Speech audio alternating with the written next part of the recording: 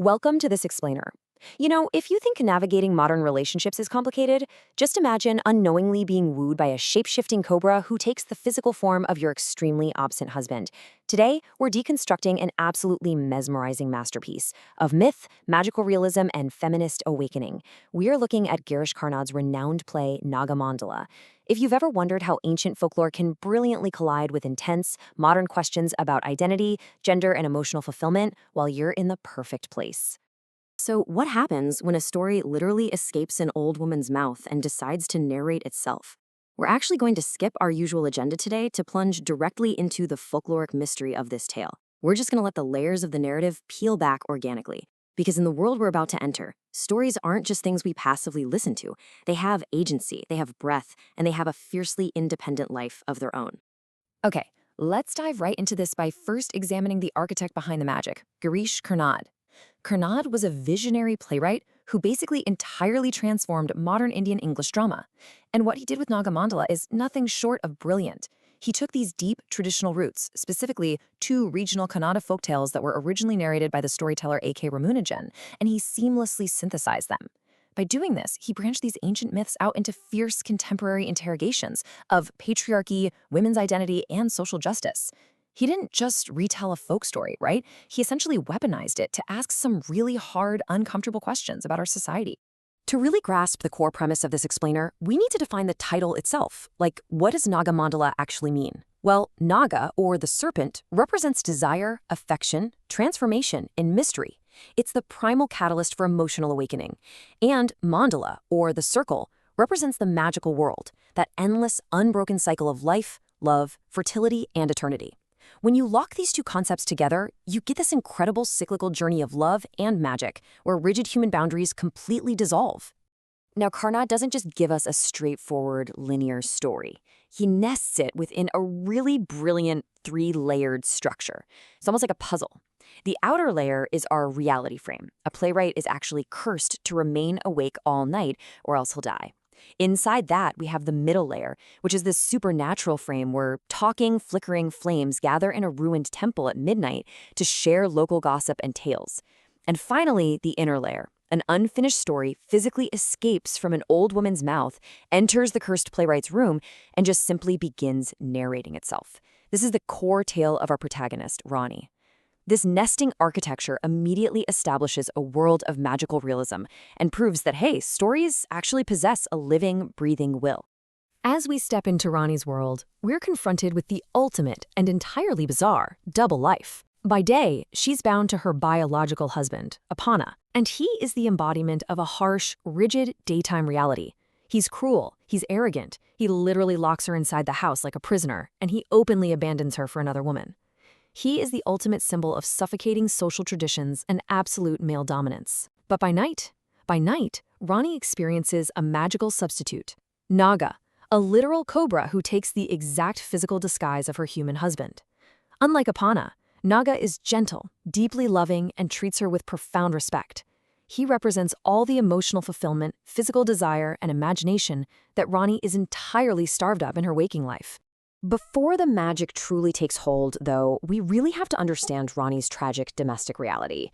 Rani enters domestic life with these traditional, hopeful dreams of love, care, and a happy marriage.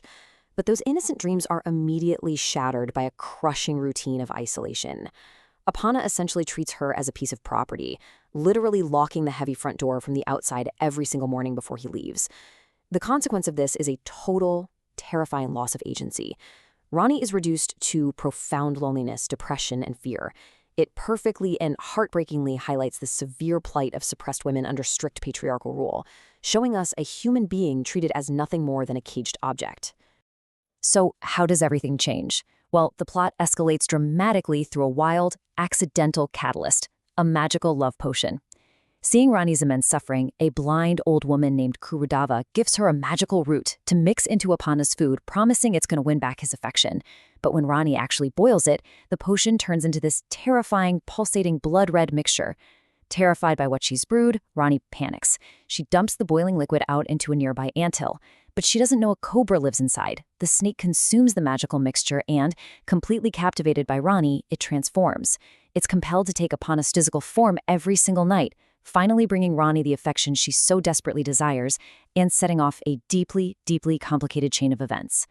This collision of two very different worlds leads to a brilliantly dramatic climax, because eventually Rani becomes pregnant. The real Apana, knowing for a fact he has never intimately lived with her, is furious and publicly accuses her of adultery. According to brutal village tradition, Rani must undergo a terrifying public trial to prove her purity.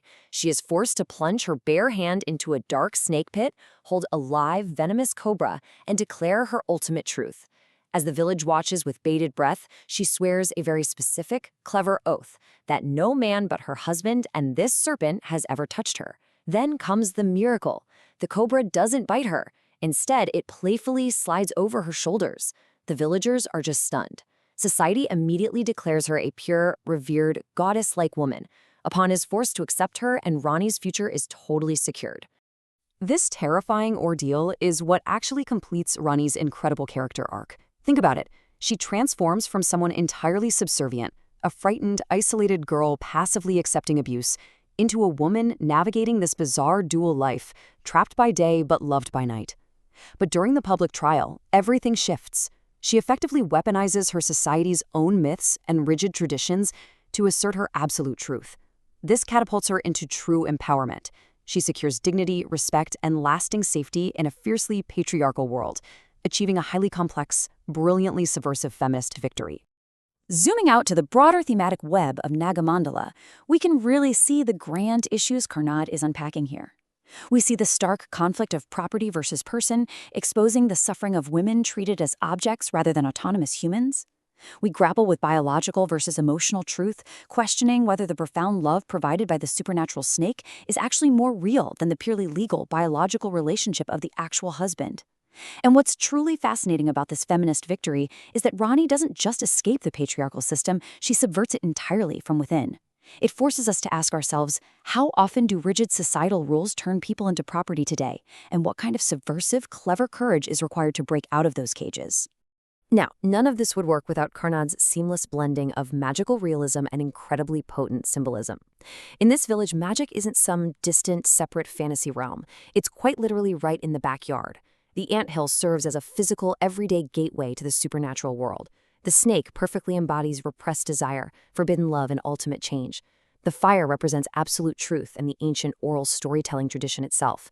Even a simple bubbling love potion becomes a mirror for our desperate human need to control our emotions and alter our destinies.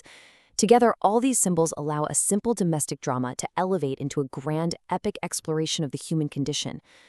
We're going to end this explainer with the ultimate provocative question that Karnnad deliberately leaves us to ponder. By refusing to provide a simple, tidy answer to who Rani's real husband is in her heart, the play asks us this. When it comes to fundamental human identity and fulfillment, is emotional love and support more valid than a purely legal, biological relationship?